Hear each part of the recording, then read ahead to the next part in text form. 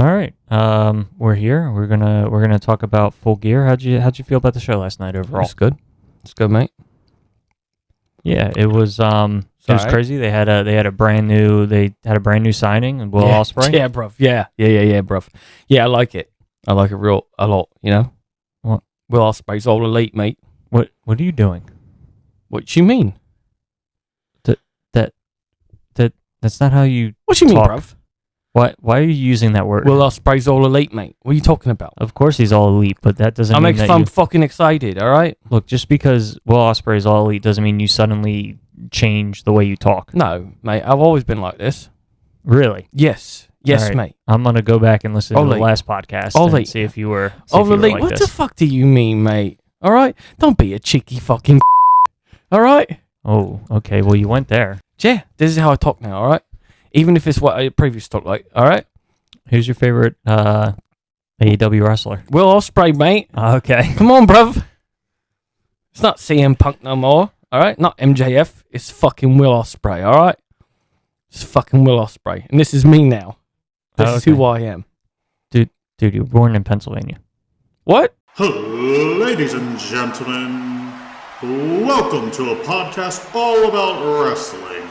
In this corner, head author and a black belt, Kibbles. Kibbles? What kind of name is that? Pookie the Wolf is the best. I forgot my copies. And in this corner, Pookie the Wolf. Pookie the Wolf is one of the best. Welcome to the Kibbles and Pookie's Squared Circle. Officially welcome to the podcast. Yes, welcome everybody to another episode of Kibbles and Pookie Squared Circle. I forget what I named the podcast. I hope you enjoyed the cold open. One thing that I want to point out to you about the cold open is that you were trying to sound like British and be like Will Osprey, but the entire time all I could think is you sound more like G.O.A.T than Will Osprey. G.O.A.T? No, G.O.A.T's like New Zealand. Yeah, but I'm saying I thought you maybe you it's just your voice. G.O.A.T? It might be your voice. Like the tone of your voice is closer to. I can get it deep like here, like I'm playing Call of Duty. I think it's the tone of your voice. It We'll try sounds it. more like G.O.A.T. Mission failed. We get him next time. Which, Jesus Christ, what a mess of a match that was last night. Oh my God, let's talk about it. There's someone. I want to talk about. Of course, we're going to talk about Full Gear, and then probably Survivor Series because that's next week, right? Mm-hmm. Should we go through every match from last night, or what do you want to do? We can go through every match. Do we just want to talk about the highlights? I don't. What do you want? I think it's funny, and I mentioned to you before we started recording, someone had to get 10 stitches, and it's not who you think. John Moxley. No, it was Jericho for his arm. Oh yeah, I forgot he got his arm busted open. They had an article. What Culture had an article, and they're like, one of the AEW wrestlers had to get 10 stitches. I'm like, oh, well, obviously it's Swerve or Hangman. Yeah. And nope, they're like Chris Jericho for his arm. I'm like, oh, okay. Yeah, I'm kind of blah on that match and rivalry and story and. So the night started out with trios. Well, do you want to start off you're talking about the 0 hour. I mean, just the MJF match, because that kind of leads into Yeah. Joe and MJF kept the tag titles Yay, due to Adam Cole coming out causing distraction. Yeah, that was weird too. Which made me be like, oh shit, something's happening. MJF got taken away in an ambulance, and Adam Cole was like, I won't let them take the title from you. And then it ended up, they were like, oh, well, Adam Cole is going to be in the match if MJF can't. And in my head, I was like, this makes... Part of me was like, oh, this could be a really cool like storyline swerve here. Given that none of that happened, it makes no sense because somehow they took MJF away to go to the hospital and he wasn't going to be medically cleared or whatever. They weren't sure, but somehow Adam Cole, who's in a boot and walking around with crutches, is medically cleared to be in the match. I don't understand. The funny thing is like even when he gets to the ring, when he's comes out, you're like, oh, he's he's just going to MJF's just going to show up last minute because he's not even in dressing ring attire. It's like Adam Cole knows he's not going to be wrestling anybody. Yeah, which is fine because I think that plays into the story well. Because if he had his ring gear, it'd be kind of weird because he's injured. Yeah. Maybe he keeps it on him. Who knows? Maybe. If I was traveling with AEW, I would have my gear on. I felt like there was multiple. Not my gear on, but with me. Sorry. Yeah, I felt like there was multiple directions that this could have taken. They chose to take none of them, and so because of that, I came out of it being like, "What the fuck?" Like this was probably the most WWE thing they've ever done. It's funny that you said that because I was going to say most of the people are saying it's very John Cena, Hulk Hogan-y, where he just comes. You know what I don't understand is why they would do this when Hangman Adam Page did it a couple months ago with the whole ambulance thing. Mm-hmm. Yeah, it's like what? Why I forgot about that until you mentioned it. Well, that's what I was saying. Like, why did he like even him driving the ambulance is exactly the same as Adam Page. Mm-hmm. It just doesn't make any sense to me. Yeah. So. Yeah. So we jumped. Whatever. No, it's fine. Anyway, the tag titles. They kept the tag titles. Yeah. Joe is in the match. So I guess Joe is going to get a future championship match against MJF. I'm going to assume it's going to be at World's End. I believe so, yes. That's going to be my assumption, even though there's part of me that was like, we did this for so long. Now we got Joe, and I guess we're going to do Joe at World's End. But I'll be honest with you, I don't want Joe. I'll be honest, I want Swerve Strickland to be MJF's next opponent. The only problem with that is I don't feel like Swerve beats MJF, so I guess it would kind of suck because he would lose. But like after last night, I'm like, fuck that. Swerve needs to be the next guy in the main event fighting for the championship. I don't know how like they could. It was like one big hill. Yeah. One big hill right in the middle, and that's it. Like I feel like me personally, Full Gear was very, not bad, but very.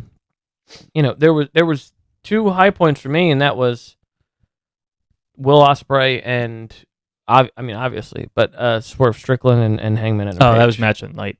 Yeah, no doubt.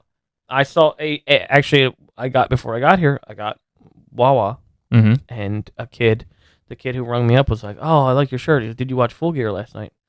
It's like, "Yeah," and he's like, "Oh, that Hangman Swerve match." I was like, "Yeah." It's like definitely reminded me of my old CZW indie days. It's like it just feels very ballroom kind of shit. Yeah, the stapler, all that shit. So the trios, trios match opened the show. Very run of the mill, by the numbers match. They're keeping Edge and Christian away from each other, which. I guess because they want to build an Edge and Christian match, which is fine.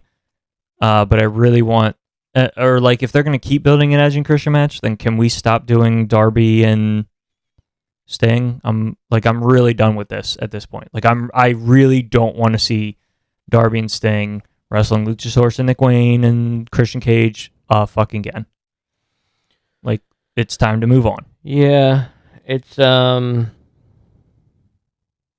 No, it's like the biggest thing for me for that match was they mentioned that Darby Allin's climbing Mount Everest today. Like last night, they were like, "Oh, tomorrow he's going to climb Mount Everest." I'm like, "Really? I'm more excited about that than I am about this match." I didn't know he was doing that. I didn't hear that. Tony Schiavone was like, because it was right after he got chokeslammed out of the fucking ring and hit the apron, and he's like, "Oh, he's got to fly all the way over to so and so and go climb Mount Everest or whatever he's gonna do." Well, I wonder how. Because I think he's been training for that. That's probably why he hasn't been like as prevalent. Yeah, I can't imagine he's gonna go all the way to the top. Maybe he's only going because there's certain things like sometimes like people will hike only to there's like a certain point that has like a base where there's like people like kind of live there and stuff. I'm sure he'll gauge it. Okay, well, so I guess at the very least, if he's gonna go do Mount Everest stuff, he's gonna be gone for at least a week or two. So and he's gonna snowboard down it. Yeah, that'd be insane. Yeah, although he is insane. Yeah. Yep. That's crazy. that's my main thing. Let's move on. I don't want Darby and Christian Cage anymore. Yeah. I just wish Edge was more. I don't know. He's done nothing. He was a really big deal for legitimately a week, and now he is just another guy on the roster who is just there. You know what it is? Because it's opposite of Punk, where he didn't come in and start fighting people, and then people got in his way. It was more of he's like just focused on Christian, and it's just like right. He came in like Christian should be on his ass about it, and then be like, you know what? Fuck it, I'm gonna fight you for the title. Right. And I think that they had a really good logical reason for why he came out and like Christian ran from him, so he didn't hit Christian when he debuted at Wrestle Dream. Yeah. And I think his logic behind it was really sound because Christian was about to do, or Nick Wayne was about to do the concerto to Sting. Yeah. And so his reasoning behind like, dude, this is fucking Sting. Like, I can't believe like we idolize this guy and now you're acting like this. Like that's actually like really sound logic as to why he came out and did that. Absolutely. Like almost like I wasn't going to come in and mess with you or whatever, but like you kind of made me. Mm-hmm. Which I think was really cool. And then from there, just like whatever. I mean, there has to be moments in the story because I feel like there's like, yes, you want to build up, and hopefully I have full faith that Edge knows how to set up a storyline that will make people feel something. Right. You want to feel this. You want to feel the concept of not attacking someone who is your friend. I think it's the same. It could be related recently to the Mysterio feud, Dom and Ray, where it's like there were moments in there where Dom said, hit me. And Ray was like, no, I'm not going to do that. And then when he finally did, everyone fucking popped. Yeah. So I think that kind of concept of you don't have those areas of Edge holding back restraint. Right. Well, for hitting Christian. There's like the opposite. Edge isn't trying to hold back restraint for hitting Christian. We're at the point where Edge is now trying to hit Christian. Christian's just running from him. Yeah. So like, there's not that like. But it was that at dynamic. first. It was that at first, yeah. And I think when we get to the point where they blew through that in like 2 weeks. Yeah. I think this will be good once we get to that point, but right now it just feels like nothing's really happening. Right. What I don't want to happen is they're going to drag their feet and like the Edge and Christian match won't happen until fucking like Double or Nothing, and we're just going to like do this weird song and dance for like 6 months. I'd assume it'd be like Winter is Coming or well, we already did World's Winter is End. Coming. We did? I thought it comes in December. No, didn't we do Winter is Coming? No, that was Arthur Ashe was the Grand Slam? Was the Joe MJF match. For some reason, I thought Joe MJF was Winter is Coming for some reason. Winter is Coming would be during winter. I mean, it makes sense. A lot of like, stuff I'm AEW pretty sure doesn't it's make during sense. December. Yeah, but seasons are seasons. Right. It could even be a boat. No, I'm sorry. It could even be a boat. I'm sorry, I went into Family Guy. It was a very by the numbers match. Yeah. It was all right. It was good. Christian ended up leaving. It's just... It was good. It wasn't great. Honestly, maybe it's because of where we were when we watched it, but I was like, was Nick Wayne in that match? He was. I guess Sting was in that match. I mean, And then Darby Allin was like... fucking make some noise. Make some noise. This is Sting's last fucking time in LA or whatever. And I was like, oh shit. Does this boy know he can't say this shit? How do you know that? Well, I mean, a pay-per-view, you could have said whatever. Like, That's fucking true. Will Osprey could have went off. Glad he didn't. I am not. Show some restraint. I didn't want him to say, like, the really bad stuff, but he could have said, let's fucking go, or something like that. Yeah. Like Daniel Bryan did. Bryan Danielson. Let's fucking go. So, Will Ospreay signed. Wait, is that the next match? No. No, let's do the next match. Okay. The next match was... The next match was... Shit. Do we remember the next match? It was something, and then the women's championship. Wasn't it the title thing where Adam Cole said, I'm going to do this now. I'm going to wrestle. And then it was the women's match. Timeless Toni Storm versus Hikaru Shida, which made no sense. I don't know why they gave it to her. I wanted Shida to win, but ever since they started doing the Timeless Toni Storm gimmick with the black and white featurettes and all that stuff, I was like, they're giving the title to her. See, I guess She clearly cheated, and it was blatantly obvious. Blatantly obvious. The ref didn't do shit. Good job, Edwards. That pan was hanging out of her ass. Good job, Edwards. She listen. The fact that I'm now convinced that if you come up with a fucking catchphrase, you will win something. Danhausen aside, you will win something big. You know, scissor me daddy ass, they won the tag team titles. Well, it's because they started getting over. Well, that's what I mean. I think Tony Just Storm... come up with a fun catchphrase. Right. I think Tony Storm is over, and I think Sheeta is middle of the pack. She's not super over. So they went with who is garnering a lot of fan reaction.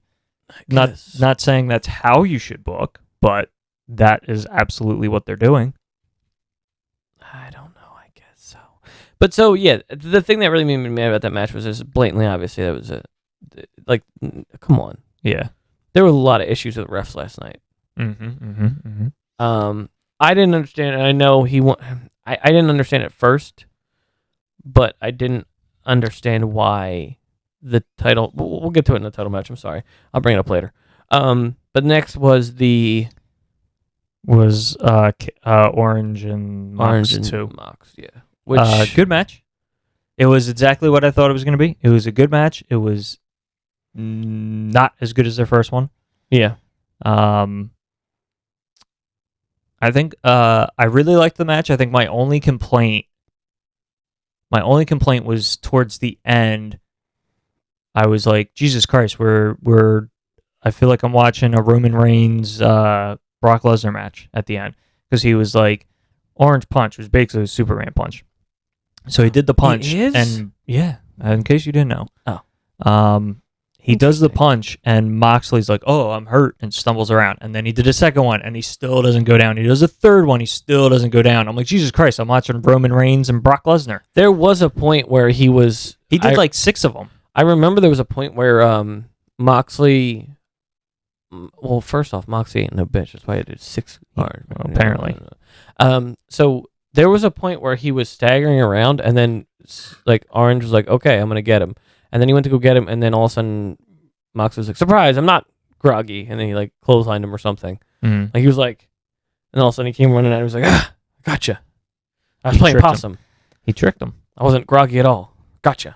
Gotcha. But Orange Cassidy won. Gotcha journalism. Trent Beretta and Hook were out there to, get in. You were right. Orange Cassidy won. I really thought they were just going to go back to what they were doing before and just give Moxley the I mean, if you do that, you do exactly what... if you do that, you do essentially what the last match was, which is just throwing the women's title back and forth between people. And it doesn't really put any prestige on it, you know?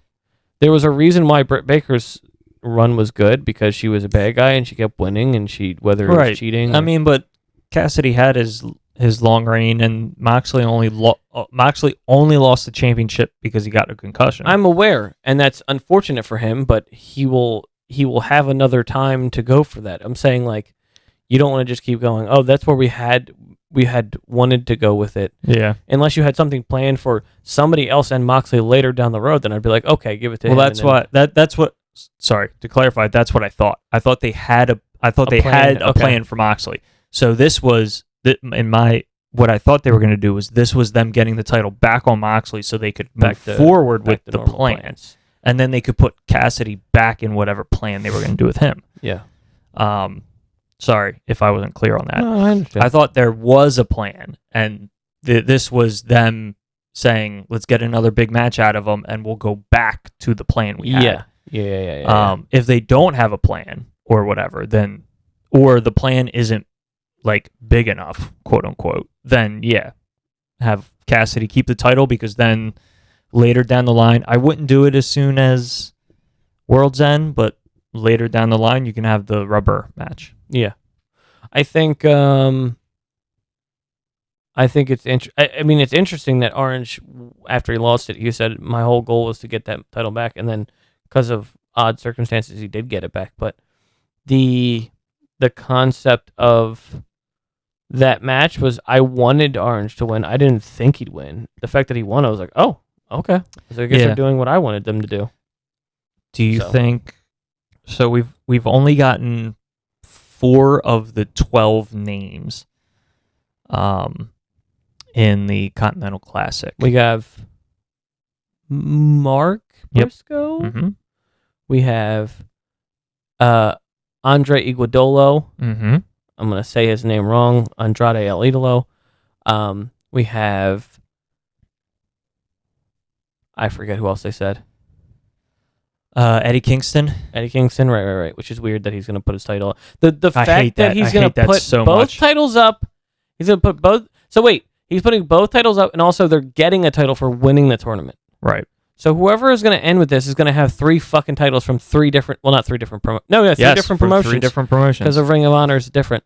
Ring of Honor, New Japan, and Continental. Now, my only thing with the Continental Classic is that's not going to be like a everyday pass. Right. That's like going to be the Owen Hart like title. the Owen Hart. Okay. It's a title, quote unquote, but it's just like a tournament Instead of giving a title. trophy. Yeah. Which I think I just realized. Is dumb. Did Kingston just call a shot on what's going to happen? I think it means that Kingston is going to, at the very least, make it to the finals. That's what I mean. Like, I could totally see Kingston not winning the finals, but I think now he gets to the finals because both of his belts because are if on he the did line. that and he lost immediately the first round, Right. Well, so it's not a regular. how does it work? Because It's- I'd never heard of this okay, before. I know so- it's like the G1. Right. So it's like the G1, which is a round robin tournament. So what they do is Work for Batman. yes. That's the only reference I have. I'm sorry. So the G1 I think is more than 12 wrestlers. I think it's anyway. The G1 is more, and they end Oh, up you're with saying- oh, okay. they end up with I was- 4 blocks. I was confused. I was like, wait, how many is it? But they're AEW is doing 12. You're saying Correct. Okay. So I think so they said it's round robin, and I think they explained that there's 2 groups. So I think what would happen is you have 12 wrestlers. They get split into 2 different group brackets. So there's Group A and there's Group B. Everybody in Group A is going to wrestle everybody once, and everybody in Group B is going to wrestle everybody once. And then, depending on how they want to do it, you then take the person from each group that has the best win-loss record, Yeah. and they face each other in the finals. Now, if you wanted to do depending on the organization, because some organizations will do the 2 with the best fight each other, and other ones will do the you take the top 2 from each, they fight each other in a semifinal, and then you have the final where it's basically the winner from each Okay. grouping. If I recall correctly, the G1 has more wrestlers in it than 12, and they split them up into 4 groups. So then they take the person with the best record from each group, they fight in a semifinal, and then they fight in the final. Okay. So conceivably what's going to happen is over the next couple weeks, if you have 2 groups of 6, you'll get 5 matches in each. Every person will get 5 matches because you have to have the same number of matches, so that way your win-loss records can equal out. So everybody will fight everybody in their grouping one time, and then whoever has the best win-loss record goes to the finals, which is at World's End. Okay. So like taking Bryan Danielson's the other one. Oh yeah, he did. So like he for was the first one, right? Yeah. So for example, Bryan Danielson's in it. So he would be in a grouping. He would be in a group with 5 other people. Yeah. So then he would fight each of those 5 people once, and then say he wins all of them. So his record's 5-0. If he's 5-0, then there can't be anybody else in his grouping that's 5-0 because they would have had to have lost to him. Yeah. So then he would go to the finals. Okay. If they wanted to tell the story as well, they could also totally do a thing where in one of the brackets there is a tie for who's number 1, so they have to fight each other to get to the finals. So then you could have like, if you get a babyface and a babyface wins one side and heel wins another, you could have it that the babyface has to fight one more match than the heel going into the finals. Maybe you could do that if you wanted to. I don't know that they will. It's going to be interesting the next couple of weeks on Dynamite. Yeah. It's also totally possible that they do. I mean, I think they announced that there's 2 groupings. They could do 4 groupings if they wanted to. They could do 4 groupings with 3 people in it each. and then you would get 2 matches out of the grouping, and then whoever has the best record in each grouping goes to a semifinal and then a final. But I feel like that's harder to do than a grouping of 6. Because if you do groups of 3, it's almost like, well, you got to just pick a guy and he's going to win both matches, and then he's the guy that moves on. Yeah, I mean, I guess the way they're going to put this out is going to be the question of right. What I don't like is the fly-by-night booking that AEW does. AEW relies very heavily on people watching all of the shows, which people don't. You can tell very easily because Dynamite does like double the numbers that Collision does. And Saturdays are my fun days. Yeah. And then they rely very heavily on people being on social media and checking Twitter to find out what is going to happen, to find out who is going to do what. And I don't like that because I don't go all over social media. Yeah, I'm not constantly looking at AEW's social media to see if they... So, like, this tournament is supposed to start this week. There's 12 people in it, and we know 4 of them. And it's supposed to start in, like, 3 days. Yeah. We don't even have enough names announced to fully fill out one of the 2 brackets. Yeah. Do you think it'll be one of those things where you'll find out and they're like, we announced on fucking X or whatever that this match, and it's just like, when? How the fuck am I supposed to know that? I think I would assume by midday Wednesday, they'll probably announce like 4 more names. The perfect example of that, and to get us back on Full Gear, the fact that the 4-man tag team ladder match that was made into a ladder match the day before. Yeah. Hey, by the way, it's a ladder match. Yeah. Oh, okay. Yep. And yeah. So moving on. What was the next one? My very quick question, because we just talked. Was that the next match? By the way, I think it was. We did the women's, so we went past Orange and Mox without me asking you this question. Orange and Mox, both, one of them, or neither in Continental Classic? I would assume Moxley. Yeah, I would think Moxley's in it and Cassidy isn't. But like knowing Tony, he'll probably put Orange in it anyway, like a fucking idiot. Yeah, I mean, I guess it depends on who's going to be in it, because like who else? I think they'll have a lot of Ring of Honor people. Yeah, hopefully Keith Lee's in it. Put some good matches at him. You already have like Kingston and Briscoe, so right, and Iguodolo. So I wonder if Miro's in it, because Andrade's in it. Absolutely. But then it's like, do you put them in the same bracket so they can fight each other? Do you put them on opposite sides so then they could both not win the... But also they're doing this whole thing with Miro where he doesn't lose, so like... CJ Perry is so hot. I didn't realize that. And maybe because of the way she looked in WWE.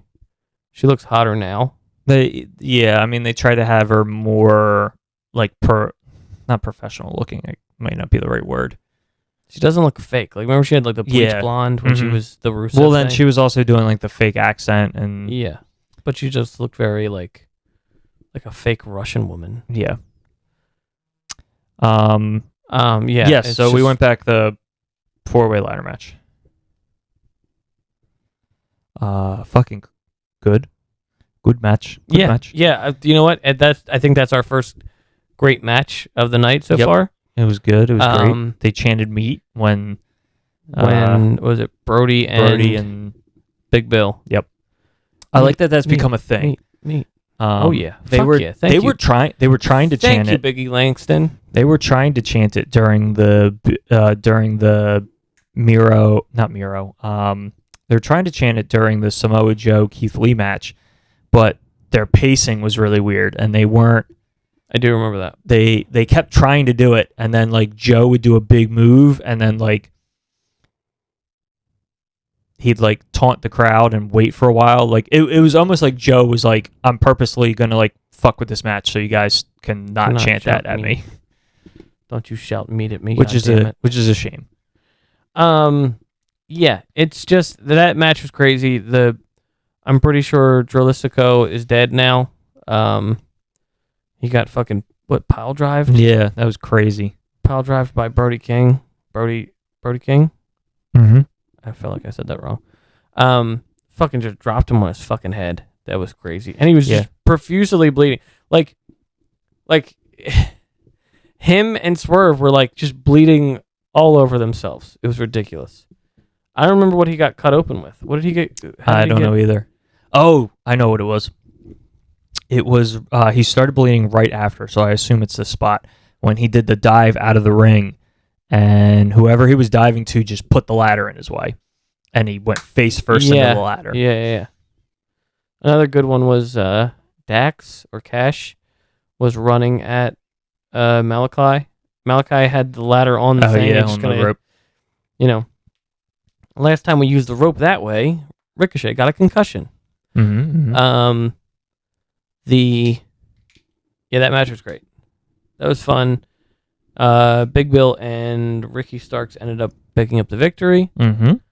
And then we moved on to the triple threat women's match, I'm pretty sure. Yes. I was going to start with TBS title, but yeah. I don't understand. So Sky Blue and Julia Hart eventually fought each other, which is fine. Especially during Sky Blue's entrance, I was like, oh, she's ditching the baseball cap and she's going like full goth thing going on. I was like, she's totally joining Julia Hart here. You happy now, Cora Jade? Screwing the... She's not taking your bit anymore. Cora Jade anymore. She doesn't look like you anymore. You happy? Now she looks like someone else in AEW. Yeah. Yeah, maybe we'll get that on Wednesday. Maybe they'll... Chris will try to fight Sky Blue and she'll turn on her or whatever. Yeah, I mean, so Sky Blue and Julia Hart eventually kind of turned on each other. But only one person can get the pinfall. At the beginning of the match, they were teaming up. So I was like, holy shit, they are totally like, this is Sky Blue like turning full heel here. I assumed that Julia Hart was going to take the championship. I think that the company's really behind her, and they want to do something with her. So, yeah, I don't know if I've seen I guess she is a pretty good wrestler. She's pretty good. I don't know. I haven't really seen the thing like, oh, I'm impressed. Yeah, I mean, I will. She's a hard worker. I wouldn't say she's like a great. There's nothing where I'm like, oh wow, that's great. That was crazy. Yeah, and this could totally be. We could totally go down the path of Chris Statlander, trying to get a rematch. So now she's the face chasing the championship as opposed to being the champion being chased. Yeah. I also wouldn't be surprised if because of Sky Blue turning full goth or whatever, if we're gonna progress this story to World's End and get the fatal 4-way we thought we were gonna get with Julia Hart, Sky Blue, Willow, and Chris Stat for the championship, because they had been doing the story, and then here's a triple threat match, and I'm like, why is Willow not in this match? For some reason Willow ate the pin, so she could not be in this match, but this match would have made more sense if it was all four of them. So maybe this was to get the title off of her and get Sky Blue fully goth, and then we add Willow to the fatal 4-way, maybe? I don't know. It felt odd because there's four of them involved in the story, and then Willow was just left out of this match. Felt weird. I love Willow and I love Chris, so I don't know. I feel like that might be the case right now, as if the two, if Sky Blue ends up joining Julia, then it'll end up being Willow will show up and be like, I'm helping Chris out, right? But I don't know where you go from here. Yeah, the only thought that I have as to where you go from here is you do a fatal 4-way, where you either put the title on somebody else or Julia Hart wins, and then Julia Hart moves on, and everybody else moves on to something else. It would be nice if everybody else. It would be nice if when we move on to something, there is something to move on to, and not just normally what we do with the women, which is if you're not in the title match, Jog on. you don't matter. Oh. Jog on. Jog on. Means go away. Go away. That is routinely how they book the women's division. I just realized I did British slang. The something I learned that I kind of got a hint of. Mm-hmm. Chris really likes Ben Stiller movies. So yeah, she did Zoolander last pay-per-view, and this pay-per-view she did not Cobra Kai. God damn. She did Purple Cobras from Dodgeball, which was fantastic. I wanted to say Average Joe's, and I'm like, that's the team. That's the team, yeah. It makes me wonder if there's another Ben Stiller movie, so we can get another, like at World's End, she could do another Ben Stiller. Like, I'm like, what? I'm like, if she did another Ben Stiller thing, what would she do? Well, that's immediately noticeable. I would say there is Tropic Thunder. Oh, she could do Tropic Thunder. I didn't think of that one. I was like trying to think of like what other iconic thing that people would be like, oh shit, yeah, like yeah, you know what I mean? She could do. It's a stretch, but his character in Happy Gilmore, where he was the old folks' home attendant that was secretly like being completely awful to all the old people. There's plenty of people she could do. I'm sure there's characters. Like, I think it'd be a little difficult to pull off Meet the Parents and know what. Right. Unless there was like a scene in general that's. Yeah. Yeah. There's not too many other. He has iconic characters, but there's not too many other iconic characters he's done that has an iconic look. That when you see it, you immediately go, I know what that is. Because Zoolander and Dodgeball are two very like you like as soon as you see it, you're like to the point where it's like you can look at him and go, oh, that's a different person than Ben Stiller. You know what I mean? Right. It's very different. Yeah. I think she should just do weird outfits in general, not really focus on Ben Stiller. But yeah, I'd also be down for that as well. Just very interesting that she did 2 Ben Stiller ones in a row. Yeah, that was funny. But twist. Ben Stiller's her father. That's crazy. What a twist. That means her grandfather is Jerry Stiller from Seinfeld. Yes. That's crazy. Crazy. Anyway, yada yada yada. Julia Hart won. One thing that I did immediately notice with this match is Sky Blue was wrestling, or Sky Blue as specifically when she's wrestling Chris Statlander. Now she was also good with Julia Hart, but she's wrestling Chris Statlander for the majority of this match, and I was like, hey, look, this looks good. There's not botches all over the goddamn place. Like another particular person who has come back, and when I watch her match with Julia Hart and then Sky Blue, botches all over the goddamn place. Oh, you're talking about those matches looked a different horrible. Color. A different color woman. A different color. Hold on, wait, woman. I said that wrong. Yeah, you did. Well, it could be interpreted wrong. I was still right. There is a color in her name. Correct. She has a name color. But do you think it's weird that we always call her Sky Blue? We don't ever say Sky?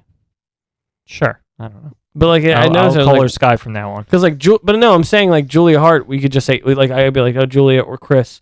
But every time I say Sky Blue, I go Sky Blue. Like I don't just go and Sky. Like I never like. Yeah. Anyway, it could be the number of syllables. Anyway. Like Chris Statlander's a lot of syllables. Julia Hart is not as much. I mean, even you could say it's just Hearts. Yeah. Like, oh, and then Hart jumped off did a moonsault, whatever. Yeah. Wait, did she eat the pin? No, she stole it from her, right? Right, yeah. Because she did. She pushed Chris Saturday Night away Fever, and then I forgot. So it could be possible that we go to a championship rematch because the champion was not pinned. Maybe. So we have a one-on-one rematch, and presumably Julia Hart keeps the title. Because I can't imagine that they gave it to her to take it back off of her. I don't know. I just hope Sky goes back to baking. Okay. Because she's all caked up. Oh, I see. I was being naughty. Anyway, what was the next match? I think it was the Texas Death Match. Best match on the card. Yeah. There's so much that I Absolutely. could say about this match. I was more... Holy shit. The Wrestle Dream match, I was like, Swerve deserves to be... Swerve might be deserving of the World Heavyweight title. And then I was like, after this match, I'm like, yeah, just fucking give it to him. He was... It doesn't work in both of right these guys now, were awesome. Yeah. Well, I mean, you know what I mean. Adam Page already won the title, and Yeah. but just the fact, And, just that match in general. and they did exactly... In terms of...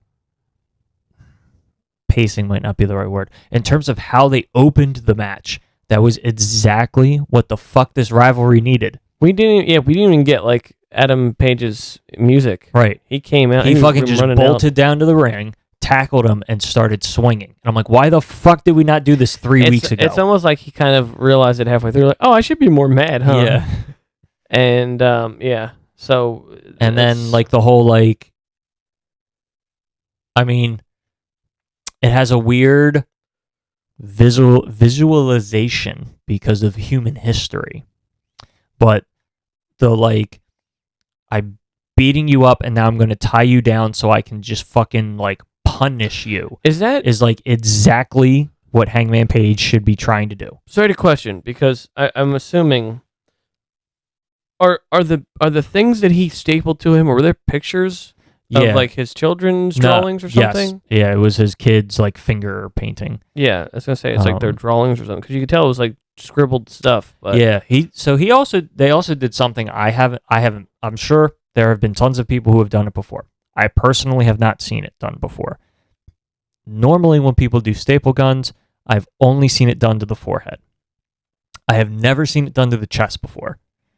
very and, CCW vibes. Yeah, and then to go beyond that, I've never seen somebody do it on the cheek before. Oh my god, that was one of the worst parts. Because he did both cheeks, and I'm like, Jesus Christ, that must fucking hurt. I think it's so cool though, because like now, like knowing as much as a business as we do, the first thing that comes to mind when, for example, like I'll give you multiple examples. The Christian Jack Perry stuff. Mm-hmm.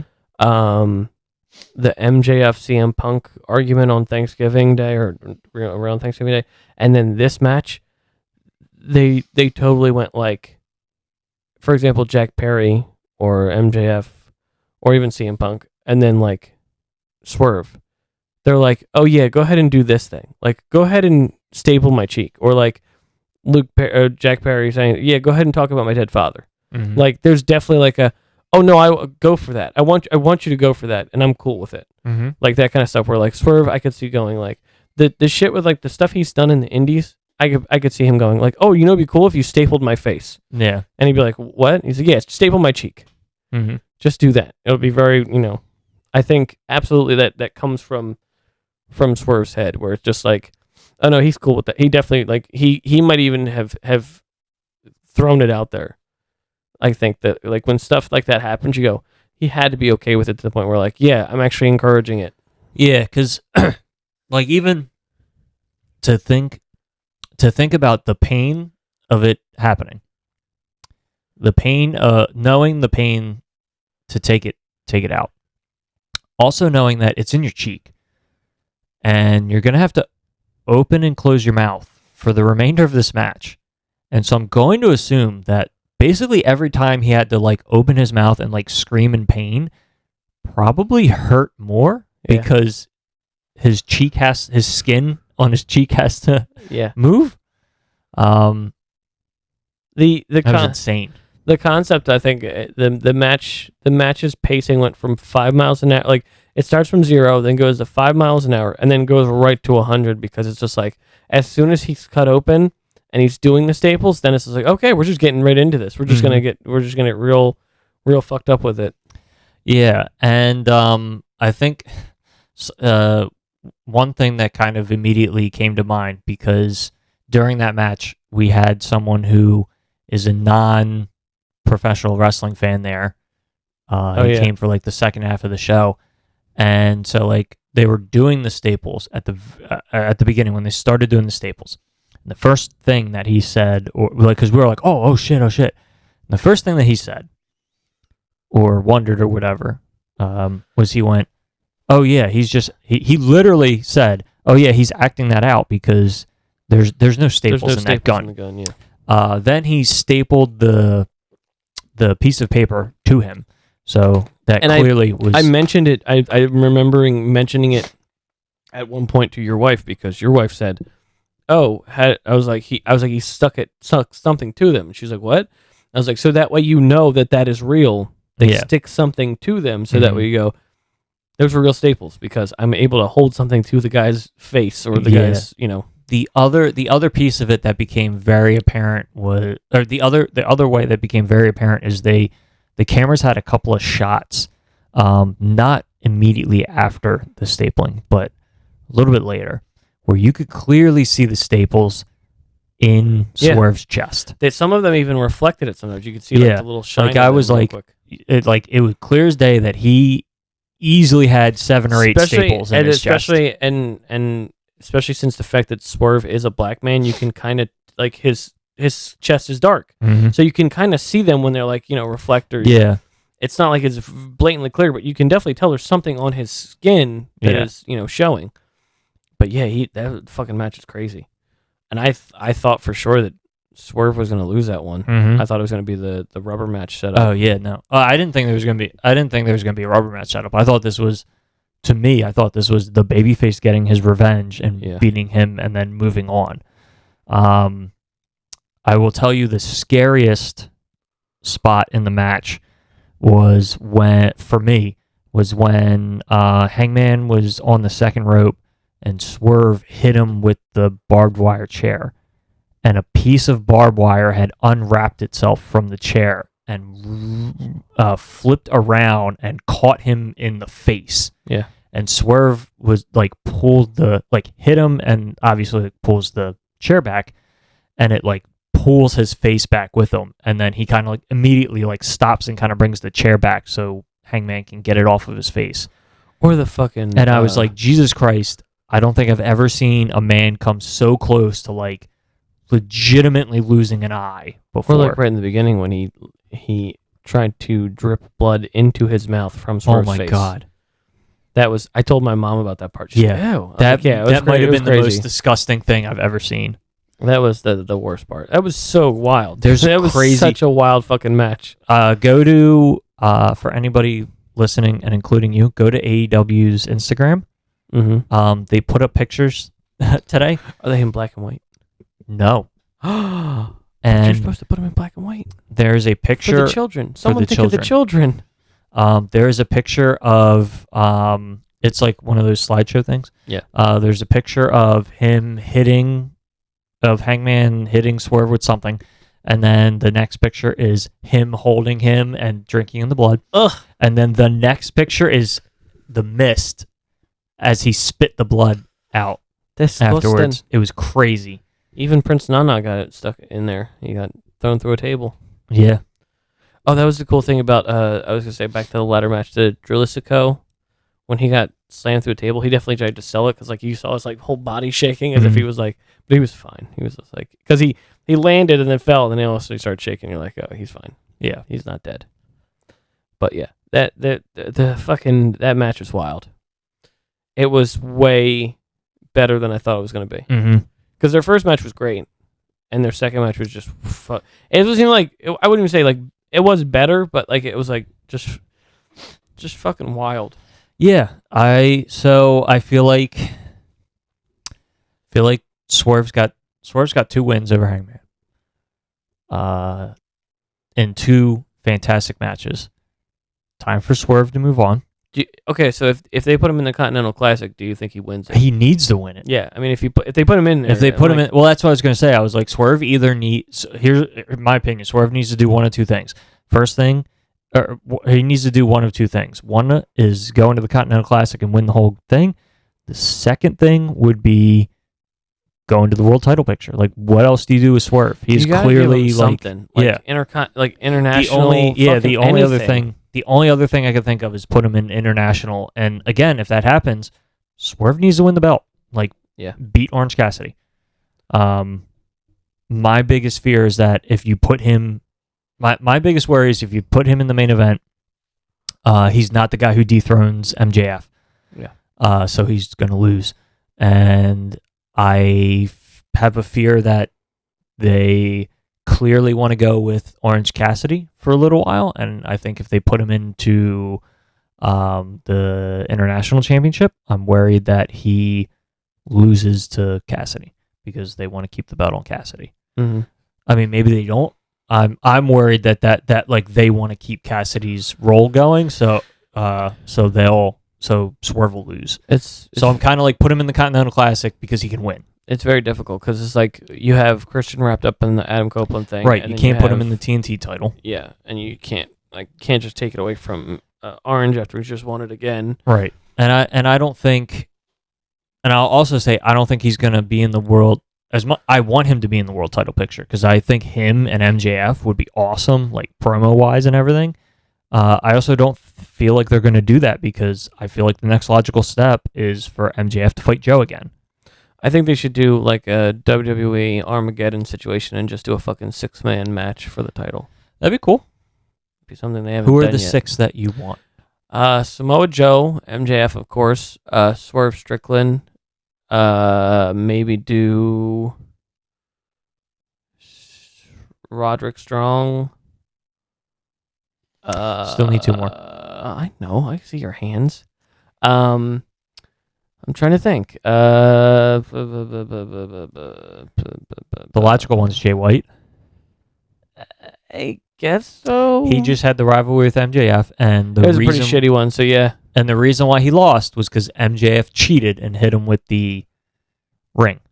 So that man has had Jay the belt White, for forever. Fuck that dude. So Jay White, he got what he didn't get it in a cool way, but he got what was coming to him. Absolutely, but he's a heel, so he's allowed to make that argument. And even though we all know it's bullshit. Okay, well then my 6th. I would say Jay White, so that's 5. My 6th one's Hikaru Shida. What? No, it's Let's see. Who can we Hangman. put? No, I don't want to put Hangman. You don't in put there. Hangman in there. Okay. No, because then we get more strict. All right, well, you Strickland still and need 1 more. him. Who's in the big title picture? Yeah, there's not really a lot, is there? No. Although it felt like there was a lot. Oh. Wardlow. Oh yeah, there you Because go. Wardlow keeps going, I'm going to beat you. I think and they take should the just do a title and all that. 6-man. There you go, with all the people who are after him, That'd be cool. Swerve included. That would be so I'll say this. That would be cool because AEW doesn't do that a lot, which is why it would be cool. Mm-hmm. In WWE, it's less cool because they do stuff like that constantly. And I think what you do is I don't know. I feel like it'd be a little bit unfair for Samoa Joe, but and then maybe like the way I'd want to have it do it is where MJF still wins it, but then you down the line you give Samoa Joe or Swerve Strickland a chance on a solo situation. Yeah, I mean, ultimately, any of those guys except for Jay White could. You could have their also own match. Also have Swerve fight MJF at Revolution and have him win the title on his anniversary of him coming to the company. Could do that. I remember when he showed up and I was like, on Revolution, I'm like, who the fuck's this Joker? Never heard of this guy ever in my life. And they're like, oh, he's from NXT. I'm like, he was also, I think he was on SmackDown for like 4 weeks. it was before he swerved when he drived? Or did he still swerve when he drives? I think he was Shane Strickland, I think. Yeah. Yeah, Shane. I think it was Shane Strickland, but then he was Shane Swerve Strickland. Like Swerve was still his Oh, okay. like nickname. So then we're on to the greatest match of the night. Yeah, the Young Bucks versus the Golden Jets. Fuck this match. Why? Why you fuck this match? I don't know. It was actually a fairly decent match. I think that this match suffers from being incredibly weird. I get the whole enemy of my enemy is my friend. It happens all the time. It's going to continue to happen. It's weird that the Young Bucks are pissed about it. It's weird that the Young Bucks' complaint is that Omega and the Elite don't have everybody's backs anymore. But then they're all, but then the Young Bucks are complaining about that, but then they're clearly leaving Hangman Page out to dry. Also, they've been leaving Omega out to dry and not helping him with the Don Callis family stuff. So like they're complaining about something that they're actively doing. It's very strange. It's written well, or written very weirdly. Yeah, and I think because of that, it's really taken me out of the story. Mm-hmm. Especially coming off the last match, I'm like, yeah, I don't really care about this too much. Yeah, and it's yeah, I mean they absolutely suffered from being in the dead spot. Mm-hmm. Honestly, I would venture to say any match on this card, except for maybe the ladder match, if they had put it on after Swerve and Hangman, you were probably going to get like a blah reaction to it. Like I think even Orange Cassidy and Moxley, like if you had put those guys on after Swerve and Page. Hangman, like we would probably be being like, that was such a blah match. I guess so. I mean, I in general didn't really care for it when we went into it. It felt very shoehorned in. Oh, absolutely. We had to give the EVPs a match. Yeah. And I felt like it kind of called it shot, like because they were like, if you win, you get our title shot. If we win, then you guys disband. But this and I was is like, the that's thing. kind of weird. I could see them disbanding because it's like they're not a normal tag team. If it was like Yeah, an I could see them actual, like if it was like FTR and they're like, you have to disband. I'm like, okay, well they're not gonna lose because it's FTR. Right. That's true. The Golden Jets, I'm like, you could honestly just fucking get rid of them the next day and no one would fucking give a shit. Yeah, I think the reason why I was like, is I guess because I was also looking at it from like, I feel like they don't want Kenny Omega to be heel. Mm-hmm. So then if the Young Bucks win and he has to disband and then he's with the Young Bucks, then like, is Omega a heel? I don't know. It's weird. I also felt like the ending, they lost. Yeah. The Young Bucks lost, and then they threw fits like children, and Mm-hmm. it was like so over the top that I was like, this is fucking ridiculous. In their home state too. Right. Like they were like, I'm gonna take off my shoe and throw it at the announcer table. Like it was so outlandish. Throw it at Don Callis, who was there for some reason. Yeah. It was so outlandish that I legitimately was like, man, this is some like weird, boring ass. I can't believe AEW is doing this. This is what AEW had, when they started, had told us they weren't going to do. Mm-hmm. Well, that match came and went, and I was tired of it. Yeah, like they could have been down. They could have been upset. They could have thrown a little bit of a hissy fit, like with taking off their tape and throwing like the shoulder pad down and stuff. Like they could have done all that without going to the extreme of like, I'm gonna swing the chair at the. One of them could have punched Kenny Omega, but not like knocked him down. So he'd just be like holding his face, like, oh, okay, yeah, I see or how like this- shoved him, or like yeah, exactly. Yeah. It would have been a lot or easier. like again, like take off the elbow pad and throw it on the ground, and then like walk out, and like Omega tries to shake their hand, and they like just blow by it. Like you could have done something really fucking weird that was more believable than I'm gonna cry and throw a chair on the ground. And the only thing I It's can think stupid. of to go from there is to have them join the Don Callis family. I thought that's why Don Callis was out there at first. That's why I would see that hissy fit. That would be the perfect way to. And I'm like, okay, now I get it. It's possible. Because if they don't, I'm like, why the fuck did they do that? Yeah. Anyway, I wanted to side note. His name is Stefan Strickland. Oh, okay. It's with an O. Interesting. Maybe it's Stefan. Maybe it's just Steven. Anyway, let's talk about the weird part of the night, because we talked about it at first, and then we had to come back around to it. Mm-hmm. So Adam Cole got out there. He did all the booms and Yep. whatnot, and there's part of me that thought when MJF won the match, he was going to drop in the boom, but he didn't. There he pulled were his the knee pad down, but that's because his knee pad was hurt. There were so many. Now, granted, Adam Cole Adam Cole might be legitimately injured. Yes. And if he's legitimately injured, there are some directions that I would have liked to see this go that they could not have actually done. Mm-hmm. I totally recognize that. But for how much kind of sort of happened in this match, nothing happened. This was... Okay. I hate to say it. Actually, you know what? This is becoming a trend now. Go on. Because this is what they did in... I mean, this is kind of what happened with All In when he fought Adam Cole.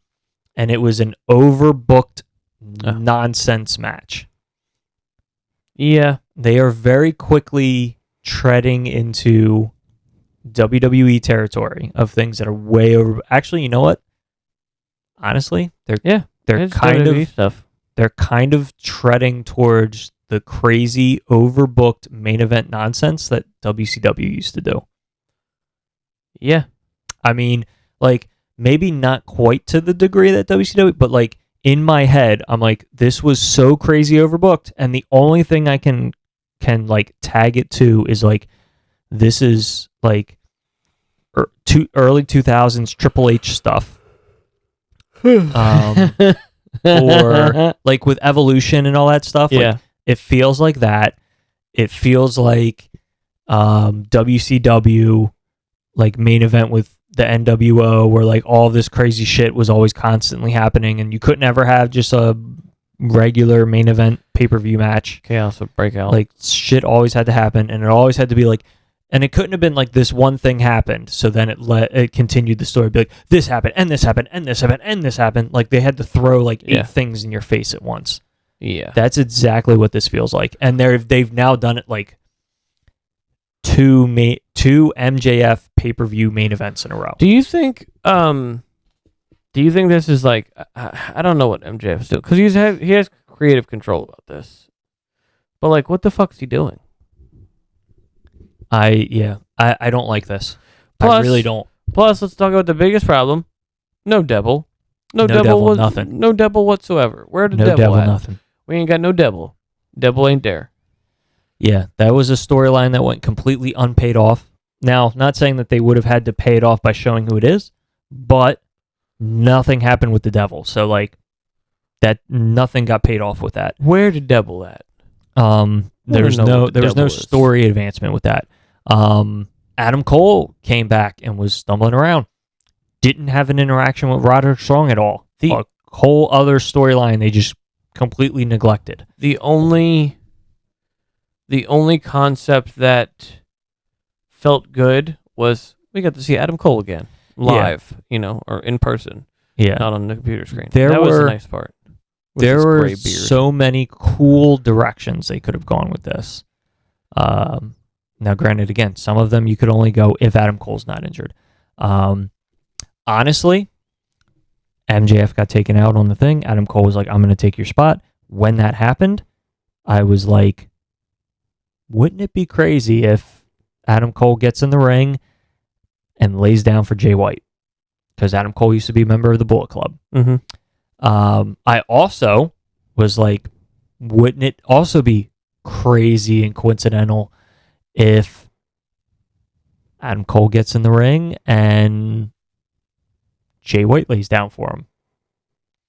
And you find out that, like, the whole devil thing was Adam Cole and Jay White working together the whole time because they were taking out enemies and friends of MJF. The first time it happened was when Adam Cole was injured. Mm-hmm. And Jay White got jumped. And then you never see any of the other people. And they never jump Bullet Club ever again. Yeah. Because after that first night with Jay White, they never jump a member of Bullet Club again. I mean, they never jumped anyone twice. Right. But also, they didn't jump Samoa Joe either, which is, I thought they would have done, considering he always talked. He was the one talking about MJF the most. Right. It was weird. Unless they, like, don't care, because Joe is going to... Like, if you think about it, the people they jump were friends... We're friends of MJF who don't want MJF to lose the title. But they don't jump Joe because Joe is trying to take the title off of MJF. Mm-hmm. So maybe there's a storyline. Yeah, I mean, you That's could right. also totally play into the whole, like, they're fucking scared of Joe. You could do that, too. Who knows? But, like, that could have been a cool direction. At one point during the match, when Jay White was attacking MJF's leg, I was like, holy shit, maybe this is going to go in the direction of, like, MJF is, like, in pain, and they're like, oh my god, he's going to, like, be seriously injured, and Adam Cole throws in the towel for him, and then you have, like, a Jay White wins the title, MJF could have a rematch, there is now, like, a divide between Adam Cole and MJF. Mm-hmm. At a certain weird. point, I thought, holy shit, this is going to end with Adam Cole turning on MJF, because at one point I noticed every time Adam Cole went to do something, it didn't work out in MJF's favor. So the first time he tried to get first time he went to get involved was he was thinking about throwing in the towel. Mm-hmm. And maybe he's trying to, like, trick MJF, like he doesn't want MJF to know he's turned on him, right? So he's like, oh, maybe if I throw in the towel, I can, like, play it off as if we're still cool, right? But he didn't get the opportunity because MJF reversed the submission, the figure 4. Second time he went to interfere, he went to go hit Jay White with the belt very clumsily, and Jay White very easily took the belt from him and then hit MJF with the belt. And so, like, that's another instance of, like, no, I was trying to help you, but, like, it got screwed up. Then the last time was he put the ring out there for MJF, and MJF went to get it, and Jay White grabbed his foot, pulled him back, and immediately started clawing for it. And I was like, oh shit, what if...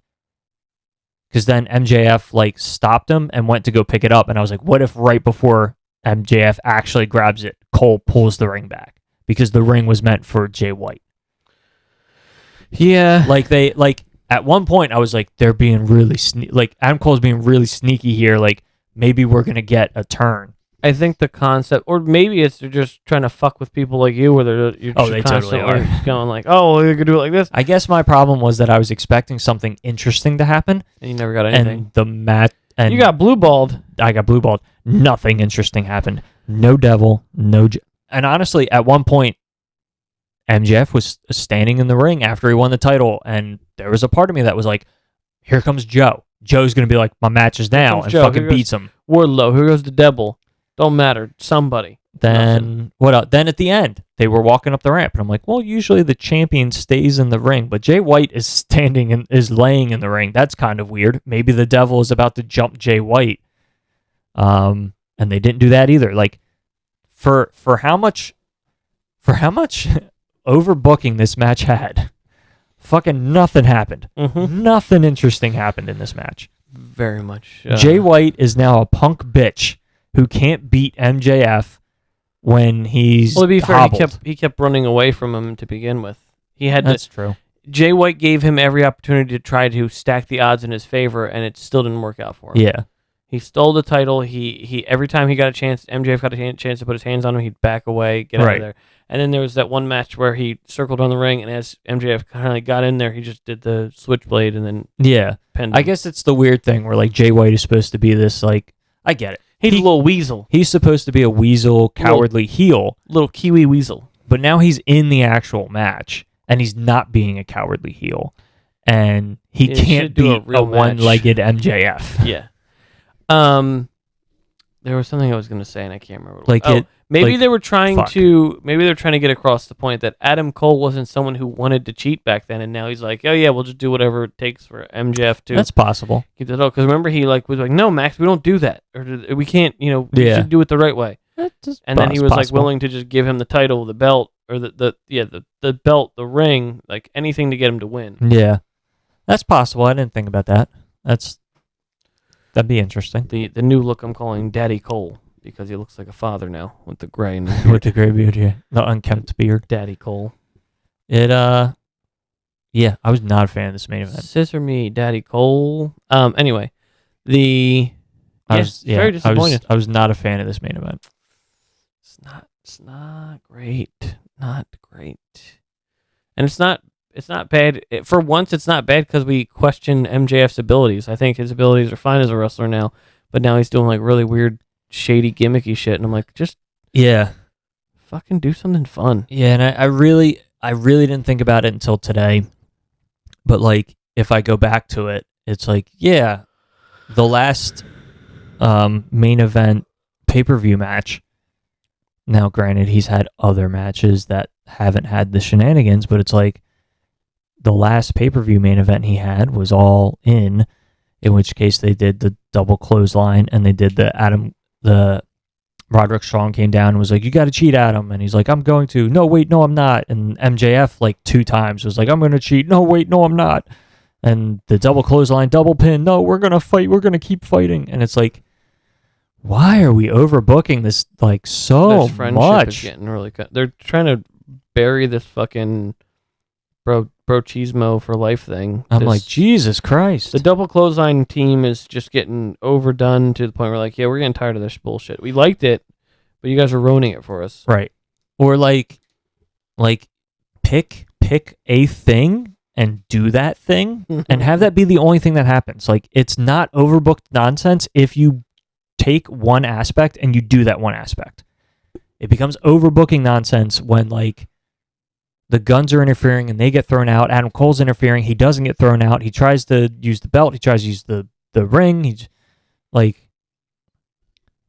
it's ridiculous. It's too much. Would you like to go over Survivor Series? Yeah. Yeah. Using the same fucking The song return of Aegagrus. Andrade Iguodolo. Yeah. That's his name, right? It's Andrade. I just wanted to say Aegagrus. Okay. I was gonna say he's not even in the. He's not even. No, I just wanted to say Aegagrus. So far we have 5 matches. We have Miz and Gunther. Gunther's gonna fucking murder Miz. Right on. I hope he does. Do you think they'll actually have do you think they'll have an actually decent match between him and Miz so that I would actually respect Miz for once? I don't know if they'd have a decent match to respect that, like to the point that you would respect Miz. But I could see them having. The crazy part is people are always like, oh, Miz isn't terrible. Austin Theory is Grayson Waller is a Australian Austin Theory. I'm like, yeah, but Austin Theory is just another Miz. Yeah. They're just fucking carbon copies of each other. Yeah, I think the only. I actually like Grayson Waller though. I think the main difference between Miz, I mean, very clearly the main difference between Miz and Austin Theory is that Austin Theory came from the independents and from a wrestling background. So, like, if they wanted to allow him to, like, he could be putting on matches like somebody like a Seth Rollins or a Kevin Owens or a Sami Zayn or like he can wrestle that style.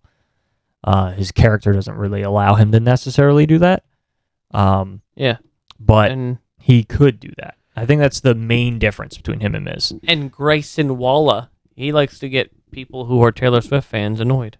Yeah, I could see Austin Theory eventually at some point becoming face, and then he'll start wrestling more of a style like a Seth Rollins. I think they should do Grayson Waller, The Miz, and Austin Theory as a stable, a trios called the Airheads. Okay, that's not a good name for him. I'm thinking of something else. Think of something better. So Miz is losing. Yeah. What about It would be a really weird pay-per-view and a really weird person to decide to end Gunther's streak with. Oh yeah, absolutely. I know. Obviously, I just didn't know the quality of the match. He is now the longest reigning Intercontinental Champion of all time. Nice. Did you hear him? I'm fairly certain he passed. Honky Tonk Man? Did you hear him essentially say? Did you hear him essentially say "fuck Ultimate Warrior"? No. He was on the bump, and they were like saying, like, "Oh, how does it feel like to have like the same kind of, legacy as someone like a bunch of people?" And he mentioned Ultimate Warrior and Ultimate Warrior. He was like, "Yeah, I mean, he essentially was like, yeah, fuck that guy. He was kind of like an asshole, and he was more of an entertainer than an actual wrestler." He said he wasn't an athlete and he wasn't a professional wrestler. He was just a showman, which back then lot of people were just showmans. They didn't really Yeah, it makes sense. I think he would probably prefer to be named along with names like Bret Hart and Yeah. Shawn Michaels and Triple H. People who are wrestlers and Yeah.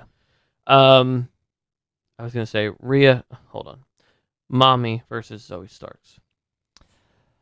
Mommy? Versus Zoe Starks. Mommy. Mommy. Oh, you were Mommy. saying your answer. Yes, sorry. I'm sorry. I was saying I thought my you answer. just like saying it like I do. I do think it'll be a good match though. I think Zoe Starks is a good wrestler. I think that they'll put on a good match. Right on. Right on.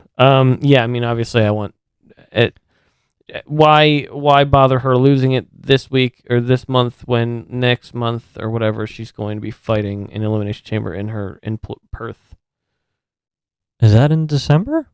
It's the next one after this. My point is that why take the title off of her if she's going to go to her home country next pay-per-view? That It's is like next pay-per-view? I thought that wasn't until next year. Elimination. It might be, but I'm just saying it's the next pay-per-view, right? It's definitely not, no. It isn't? If it's next year, there's no way it's before Royal Rumble. I don't know then. Should we look it up? Hold on, I'll look up Elimination Chamber. I'll look it up. You got the card. I don't anymore though. Damn it. Fuck. Feck. Yeah, I don't know.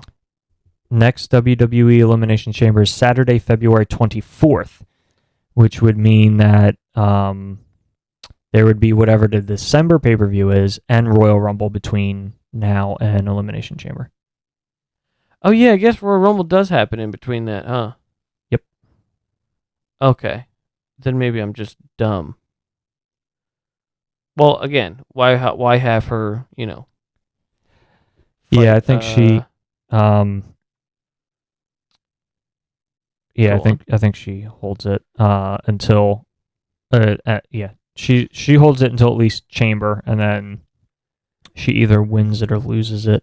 Sorry, there. I don't know my WWE pay-per-views. Yes. Like NXT Deadline. Dateline. Dateline 2020. Is it Dateline? I thought it's Deadline. It is Deadline, but it makes me think of saying Dateline. Dateline.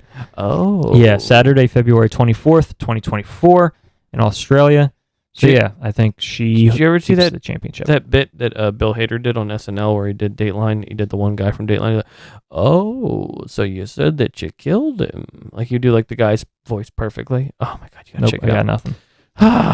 I will say WWE is really starting to branch out. How so? So Using the same song they used last year for Survivor Series? Yes. So the reason I say they're stretching out is they are going international significantly more. Next year, they've already announced February 24th is Elimination Chamber in Australia. They've also announced that May is going to be Backlash, and it's going to be in France. Oh, and they've also announced in August, the week after, yeah, I know. All In fucking is dickheads. Bash in Berlin, which is a pay-per-view in Germany. So next year we have pay-per-views in Australia, France, Germany, and the U.S. Which means we'll be able to go. I'll actually want to watch them because they're during the day. Yep. So Gathered in the masses. So WWE is making a very clear directional change, or not change. They're making clear directional choices to do a lot of international pay-per-views now. They did 2 this year, London and was it this year? This year they did Australia. Oh, No, the next no. year. Shit. Fucking This year they did Quebec? Maybe they didn't do London. Quebec. Canada's, I guess, a different country that would count. Yes, that is a different country. They use different money. They did Quebec and where was Backlash? Backlash was in Puerto Rico. Yes, they call people hosers. Oh, sorry, in Losers. Canada. Sorry. I was still in Canada. And Puerto Rico. The year before they did London for Money in the Bank. Or maybe, Where? yeah, last year they did London for Money in the Bank. Next year they're going to do France, Germany, and Australia. So they're really expanding to international in terms of doing pay-per-views. Because like they used to never do international. They'd do like maybe one a year, Yeah, and they'd it do, would like, not be a televised show. Rebellion. Yeah, and it would Is not be a Rebellion. televised Yeah. pay-per-view. It'd be a DVD sale only. Do you think they should just use, for Survivor Series, they should just do T-Pain's version of War Pigs? Didn't know T-Pain had a version Oh, of War yeah, he Pigs. did. It's actually pretty nice. It's a more funkier version, which you don't really have to make it a rock song. The message is getting across. Hey, speaking of WWE, and since we already talked about AEW, did you know there was a wrestler from WWE? He showed up on a Ring of Honor. I did. I heard that. It's a handshake agreement to get people to buy the Honor Club. Because if you really want to watch Ring of Honor, the first thing you think of is Ronda Rousey. Ronda Rousey. I definitely want to watch Ring of Honor now. I think She'll do better in an indie or so. I think Ronda Rousey actually if you think about it, Ronda Rousey would have actually fit in pretty well with the original establishment of what Ring of Honor was. Like in terms of when Ring of Honor started, and for a long time, Ring of Honor was about the in-ring product and about being like athletes and it wasn't about promos and it wasn't about story. Now there were promos, there were stories, there were stuff, but I feel like Ronda Rousey would have been able to come in and be a badass conqueror by doing like beat down matches, and it would have fit in more with Ring of Honor than with WWE. Yeah, I think because in WWE she kind of got forced to be like, you've got to be a character and you've got to do these promos and stuff, where like she wouldn't have had to do that in Ring of Honor. She'll still have to do promos, but she'll be more herself, I think. Right. It's like different. It's very different. I always have the issue, and that's the issue with a lot of things I have with WWE, where when you get out of there, when you're in AEW or in your Ring of Honor or you're in MLW even, you have the cuffs taken off you, and there's no limitations to what you can be. You can kind of do whatever you want. I think the perfect example is Moxley. Moxley's a perfect example of when the cuffs came off, he was a free person to just be himself. And that character everyone loved. So I think Ronda Rousey would be good. Unfortunately, she's not really signed with ROH. She's just kind of there as a boost to get people to, I guess, watch. She wrestled Athena and Billy Starks with Marina Shafir. Yeah, I mean, maybe they're trying to get people to tune into Ring of Honor. I wouldn't be surprised if it's a very low key way of her to see the locker room, see the people in the locker room, and then what Tony Khan actually wants to do is sign her to an AEW contract and get her on AEW TV to try to get casual even fans then watching. You should still keep her on ROH. I think she'd fit better there. I agree. But I feel like for business, I think he cares more. The care would be more about the ratings that she could garner on AEW television, as opposed to the potential buys she would have on Honor Club. Then he should get Ring of Honor a fucking TV deal, so I don't have to worry about buying money. They're buying money. Did you hear that? Money. Did you hear that Ring of Honor was approached for the CW deal before NXT? Yeah. And apparently he was not interested in talking those rights until the AEW TV rights are up in 2024. Maybe ROH will get a TV deal eventually.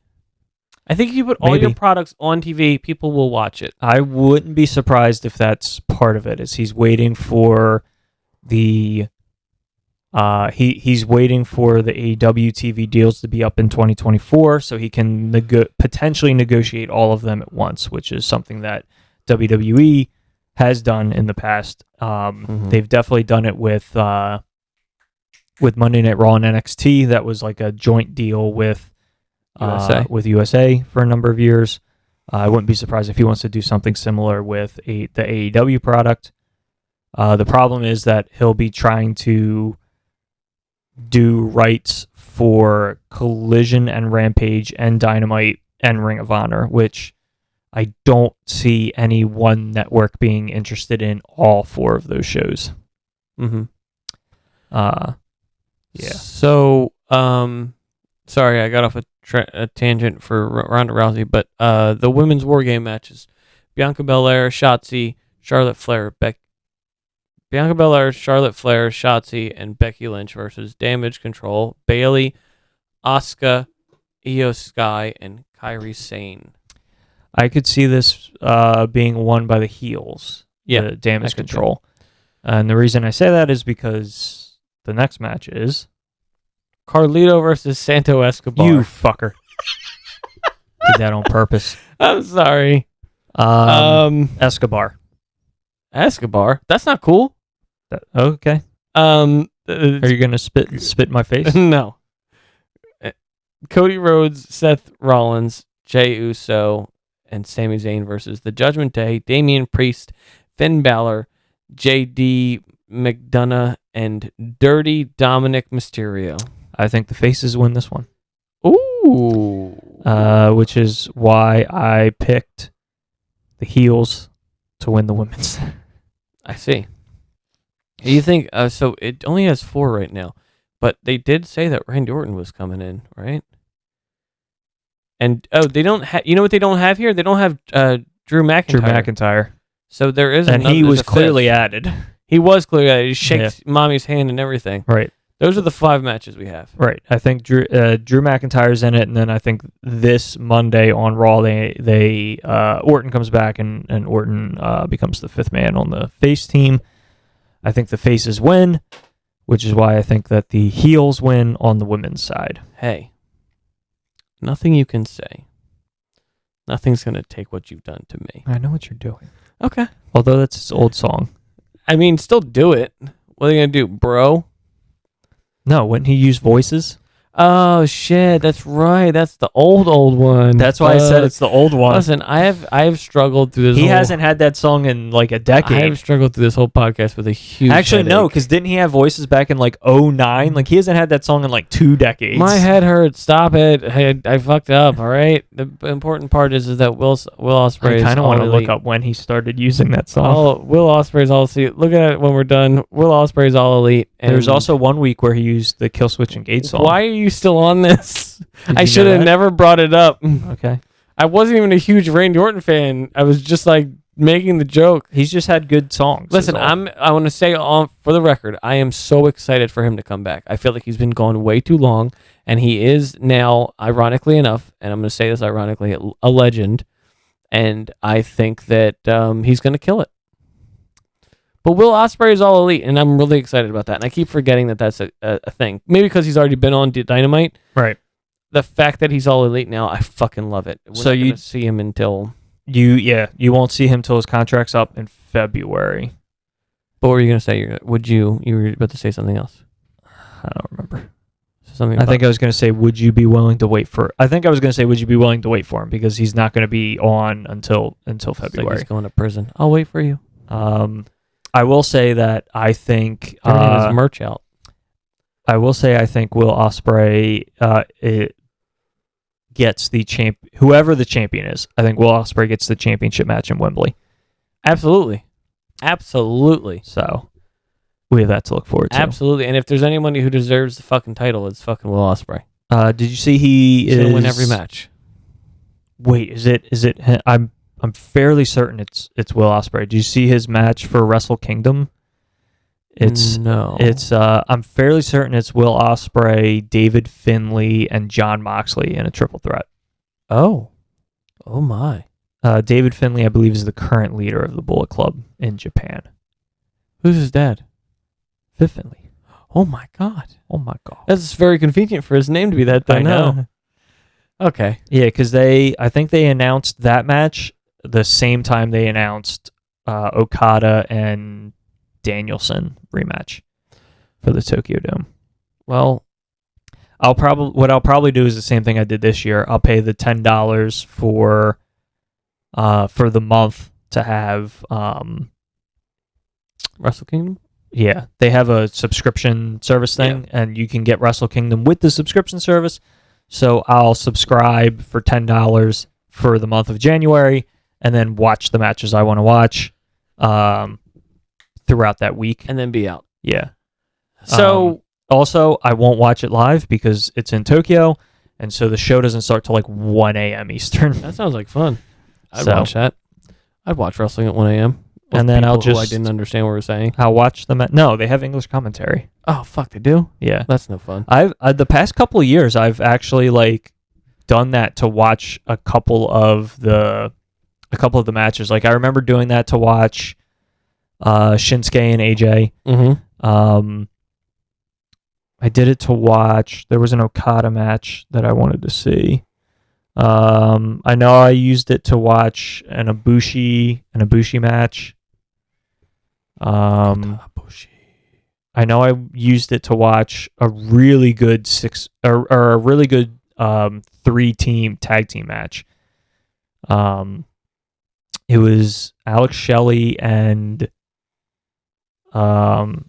Kushida, and then I think the Good Brothers, Luke Gallows and Carl Anderson, I think. And then there was like another team. It was a really good like X Division style tag match. Oh. But anyway, Wrestle Kingdom's like their WrestleMania, so for people who they don't have know. some really good matches. I was gonna say the American, there's American or English speaking commentators, and that's not kakoides. It's not cool. Oh, okay. I I'm didn't know learning that. Japanese. I know you didn't know it. Oh. So The one from last year I wanted to watch was for Osprey and Omega. Yeah. So I don't know. I've thought about starting a YouTube channel of just like short things, and just trying out some different content just to have fun with it.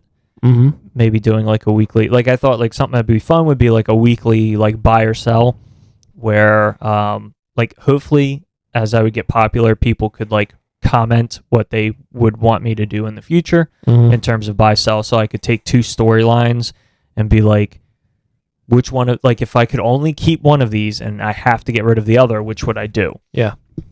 And then like, you know, you could do 2 bad ones. So then it's like, which of these 2 bad ones do you pick? Or like, I'm not changing the storyline. I'm like, which one do you keep and which one do you like erase from history? Yeah. And then you could do like 2 good ones where it's like, oh man, like they're both really good. What do you choose? Why would you choose it? Like I thought that might be fun. You can even do like a fantasy booking for like stuff that's coming up. Yeah, potentially. Like I was trying to think of like fun things that are like shorter than 5-minute videos. Yeah, like I get you. Another one that I thought would be fun would be like, because they obviously didn't. This one I thought would be the most fun, and maybe we could even just do it on our podcast if we wanted to. Was if I took every wrestler on the AEW roster list, put all their names into a hat, and then I just pick one out at random, and whoever I pick out, I have to come up with a storyline reason that I could try to make some sense as to why they're the devil. Mm-hmm. So like I could pick out somebody who's like Wardlow or Britt Baker, or I could pick out like Jeff Jarrett, or just picking like pulling out 2 and just being like they're fighting because of this thing and starting a whole yeah, like feud out of that. just something that would be really fun. That is like really short form, so I could like. The point would be to make them fun and short form, so I could film a whole bunch of them and have like a bunch of them back capped, so I don't have to like make sure that I film one every week. I have like a backlog of content. All right, so we don't know what's gonna happen on Dynamite, especially with that Continental whatever thing. But yeah, I'm very interested to see what they do with that. But the most important thing this week before Wednesday is I guess it'd be after Dynamite, is enjoy your gobble gobble day. Enjoy as much turkey as possible, and as you're doing it, make sure that beforehand you put your hands together and do the needful. oh, I like that one. Bye, Willow. Yeah, what's going on with that? They're not doing anything. They're just ominously looking at each other. Nothing is happening. Like the only person who's doing stuff is Chris Statlander. She's just like, what do you want? What are you doing? Yeah, there's just And weird. There's this looking weird at thing each with other. Sky Blue where she's like, I spit the mist in Julia Hart's face, and they're like, yeah, we're cool, and she's like, nah, we're not cool. I'm gonna mess with her in my own way. I'm like, what is happening? Yeah. These bitches are just fighting for no reason. What the fuck?